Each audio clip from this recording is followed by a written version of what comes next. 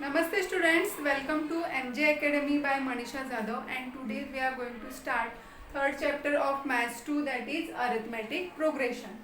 So what is arithmetic progression? Arithmetic progression is a sequence where the difference between two consecutive terms, consecutive म्हणजे लागोपाठच्या terms मधला जो difference आहे तो constant असतो, तेव्हा त्याला काय म्हणतात अरिथमेटिक प्रोग्रेशन. पण इथे काय दिलेलं आहे, is a sequence. Arithmetic progression is a sequence. मग सिक्वेन्स म्हणजे काय आहे? Sequence is a collection of numbers in a definite order according to some definite rule. म्हणजे एक प्रकारचं सिक्वेन्स म्हणजे काय असतं, कलेक्शन ऑफ नंबर्स असतो आणि त्याच्यामध्ये काहीतरी डेफिनाइट रूल असतो.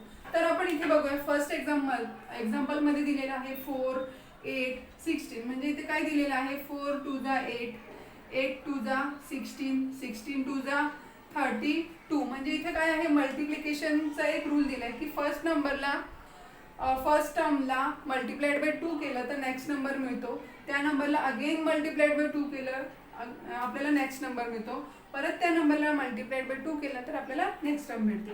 समजते. इथे बघा 5 5 5. मग इथे काय रूल आहे, तर इथे आहे 5 + 0 5, अगेन 5 + 0 5, 5 + 0 5. म्हणजे आधीच्या टर्म मध्ये 0 प्लस केलं तर आपल्याला काय होते, नेक्स्ट टर्म भेटते.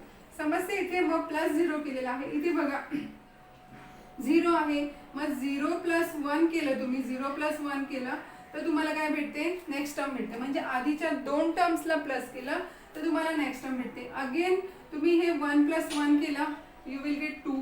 परत 2 + 1 केला, you will get 3. 2 + 3 you will get 5 and 5 + 3 you will get 8.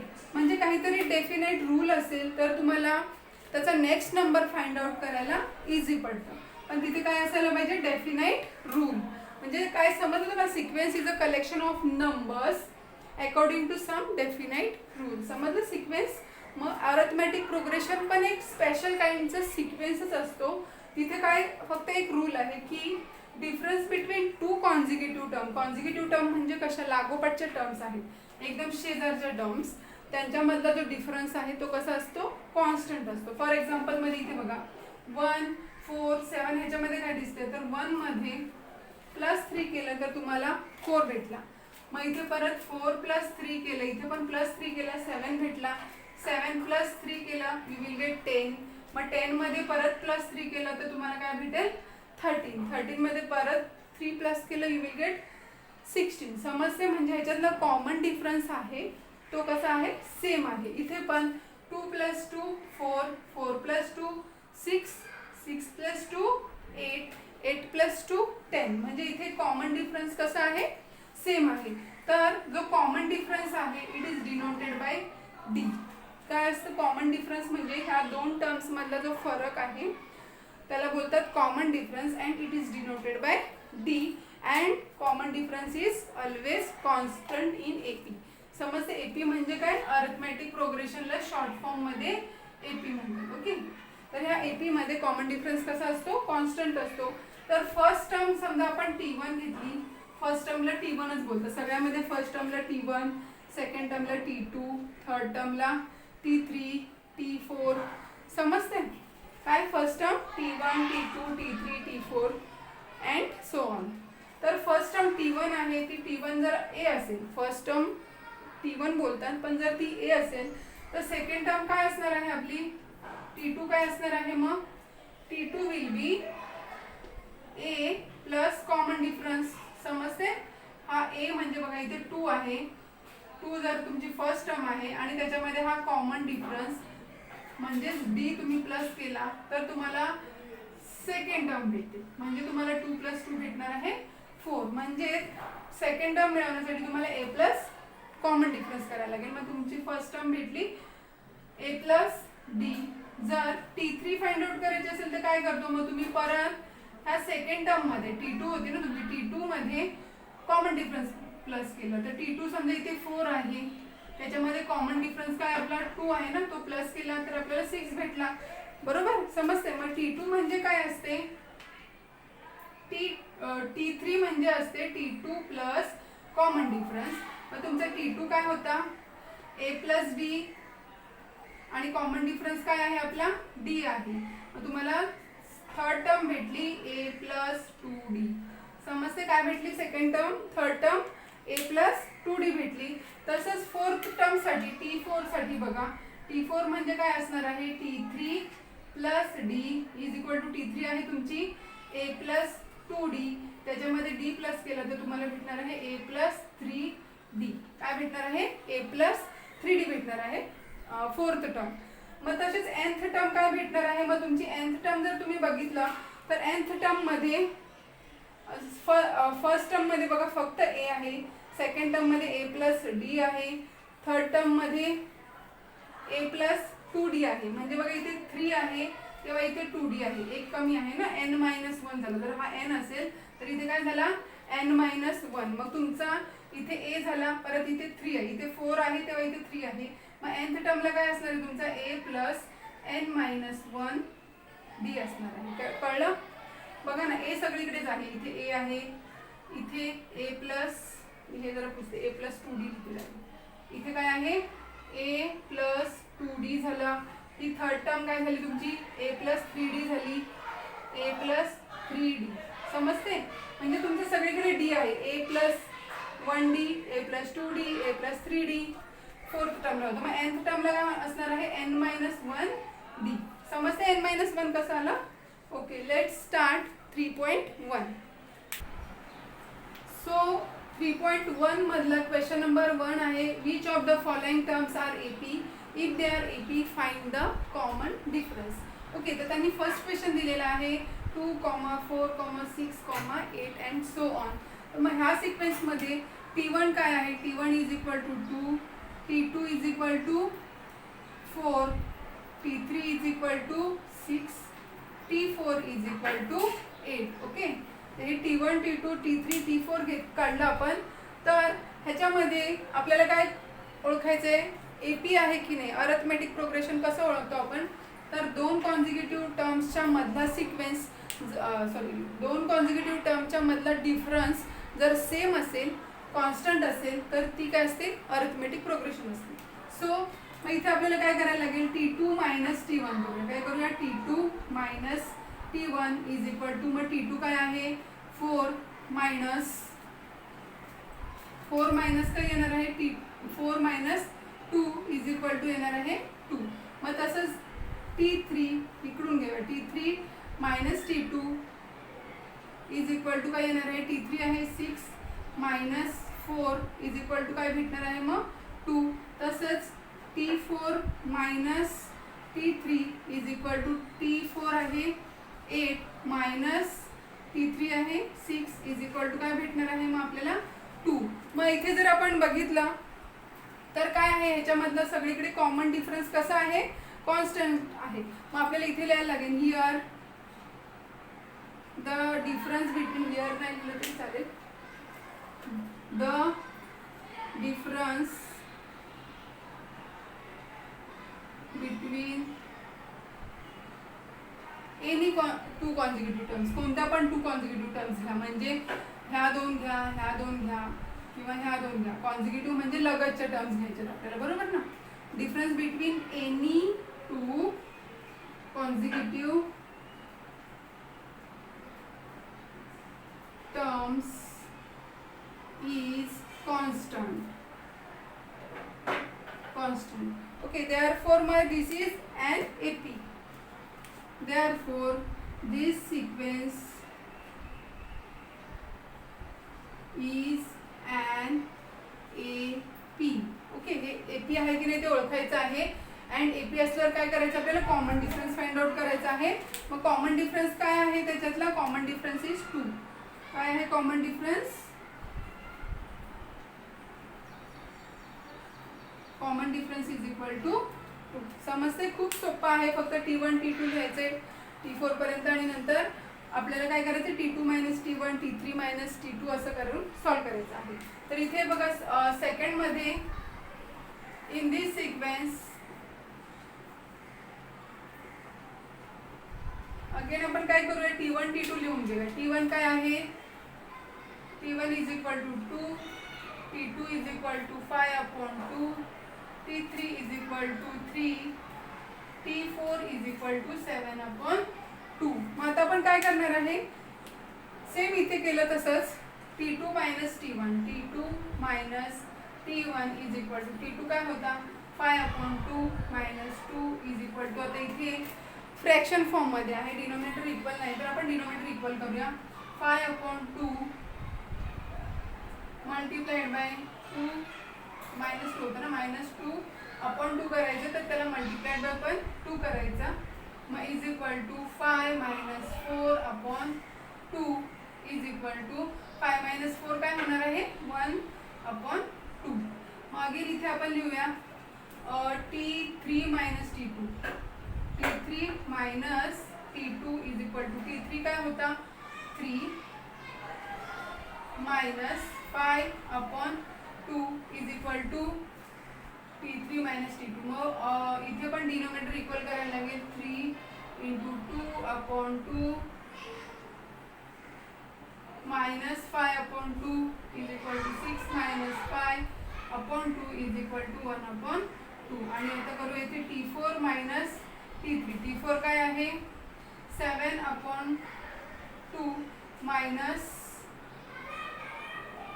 T3 आहे 3, is equal to 7/2 minus 3 into 2/2 is equal to 7 minus 6/2 is equal to 1/2.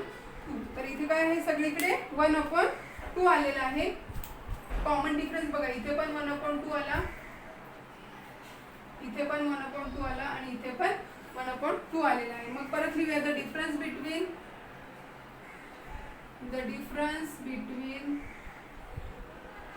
any two consecutive terms, any two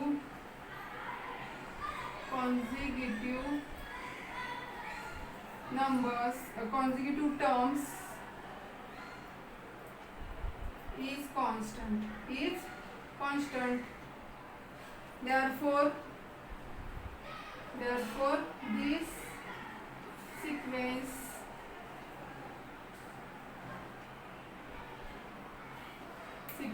is an AP. हा sequence काय आहे AP आहे. आणि मग आपल्याला काय लिहायचं कॉमन डिफरन्स लिहायचं. कॉमन डिफरन्स काय आला त्याच्यातला, common difference is equal to 1/2. Let's move on the next sum. तर आपण थर्ड क्वेश्चन आहे, त्यांनी दिलेला आहे -10 -6 -2 2. तर मग आपल्याला सोल्युशन मध्ये काय लिहायचं आहे, T1 is equal to -10, T2 is equal to -6, T3 is equal to -2 and T4 is equal to 2. तर आपल्याला काय करायचं, मग त्याच्यातला कॉमन डिफरन्स कॉन्स्टंट आहे का ते चेक करायचं आहे. So T2 minus T1 is equal to, T2 काय आहे -6 मायनस -10 इज इक्वल टू काय येणार आहे, मग -6 प्लस 10 इज इक्वल टू 4 येणार आहे. तुमचं काय येणार आहे इज इक्वल टू 4. तसंच मग T3 minus T2 is equal to, T3 काय आहे -2 minus -6 is equal to -2 plus 6 is equal to 4.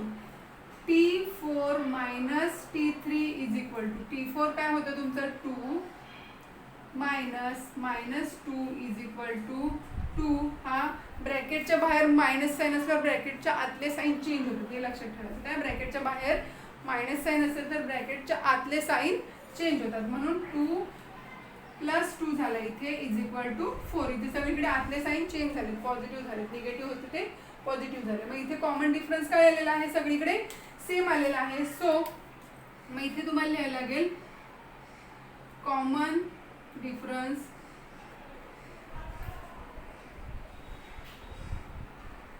Between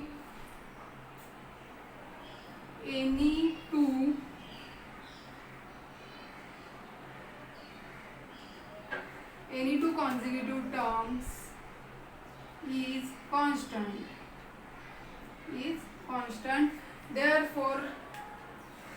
Therefore this sequence is an AP. हा सिक्वेन्स काय आहे AP आहे. आणि त्याच्यातला कॉमन डिफरन्स काय आला आपला 4 and common difference is equal to 4. Okay, next question मध्ये काय दिलेलं आहे त्यांनी, थोडंसं डिफरंट आहे ना. T1 काय दिलेलं आहे, इन दिस सिक्वेन्स आधी द्या, in this sequence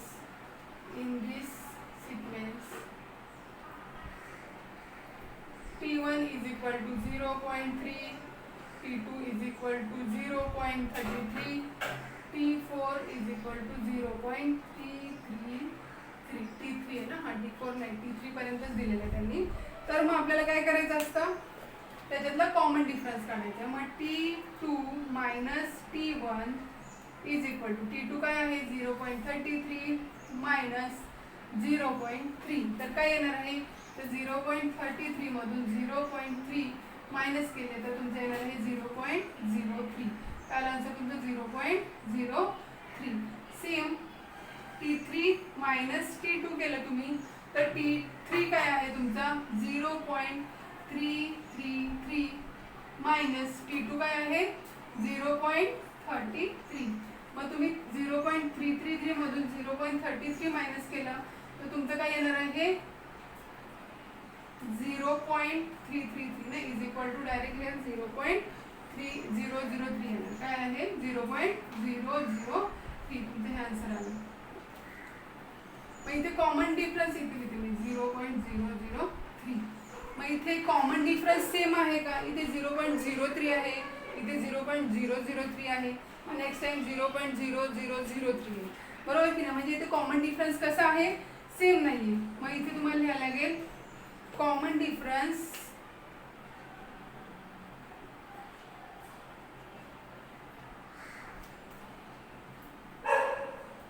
between any two consecutive terms is not same, is not constant, therefore this sequence is not an AP. हा सिक्वेन्स काय आहे, AP आहे का, नाही आहे.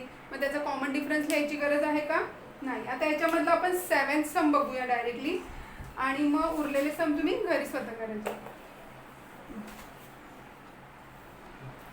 तर या व्हिडिओ मधलं 7th सम थोडंसं रूट फॉर्मॅट मध्ये आहे, तिथे मध्ये मध्ये रूट नंबर्स आहेत म्हणून मी हे सम घेतलेलं आहे.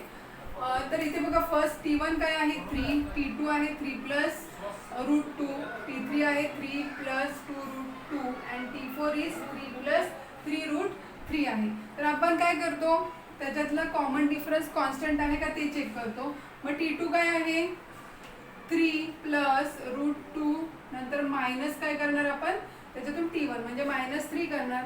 तर म्हणजे इथे 3 पॉझिटिव्ह आहे, इथे निगेटिव्ह, 3 काय होणार कॅन्सल होणार, answer will be route 2. T3 काय आहे, T3 आहे 3 plus 2 root 2 minus 3 plus root 2 केलं तुम्ही तर तुम्हाला काय भेटणार आहे बघा इथे.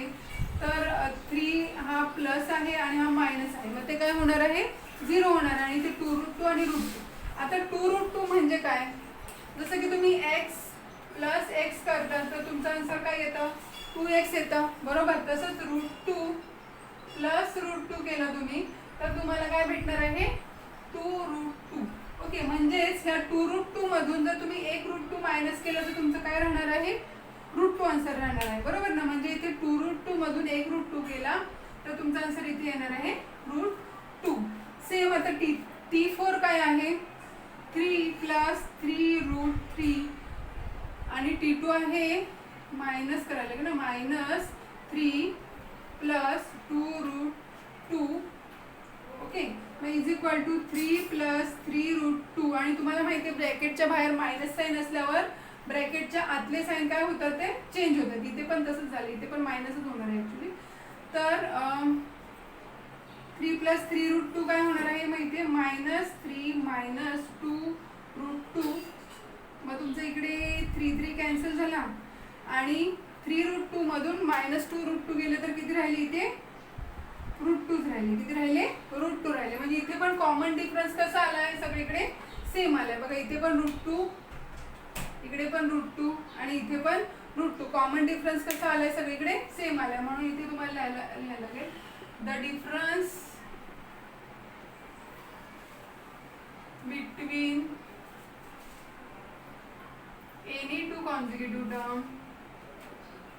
any two consecutive terms is constant. Therefore, this sequence is an AP. हा सिक्वेन्स काय आहे? AP आहे. आणि कॉमन डिफरन्स काय आहे त्याच्यातला? मग